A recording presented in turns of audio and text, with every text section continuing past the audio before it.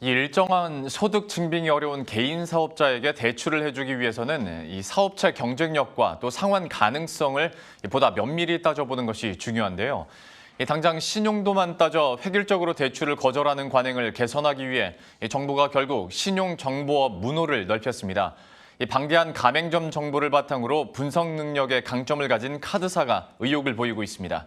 이충우 기자의 보도입니다.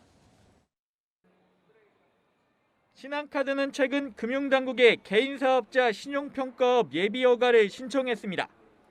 영세 소규모 개인사업자의 신용을 평가해 금융기관에 제공하는 신용평가 사업을 확대하기 위해 정식 허가 획득에 나섰습니다. 그동안 개인사업자에 대한 신용조회 업무를 할 수 있었던 것은 지난 2019년 규제 특례를 받았기 때문입니다. 이후 지난해 8월 신용정보법이 개정되고 카드사의 신용정보업이 허용되자 해당 사업 확대에 나선 겁니다.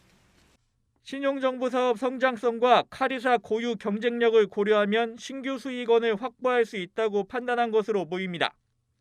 카드업계는 개인사업자 신용평가 서비스 수요가 충분한 것으로 보고 있습니다. 신용평가 모델이 고도화될수록 금융사도 성장성 있는 개인사업자를 새로운 대출 고객으로 끌어들일 수 있기 때문입니다. 직장인처럼 일정한 소득 증빙이 어렵다는 이유로 대출이 획일적으로 거절되는 관행을 개선하기 위해 정부도 신정법을 개정하며 문호를 넓혔습니다. 이에 방대한 가맹점 정보를 바탕으로 데이터 분석 노하우를 키워온 카드사가 시장 진출 의지를 보이고 있습니다.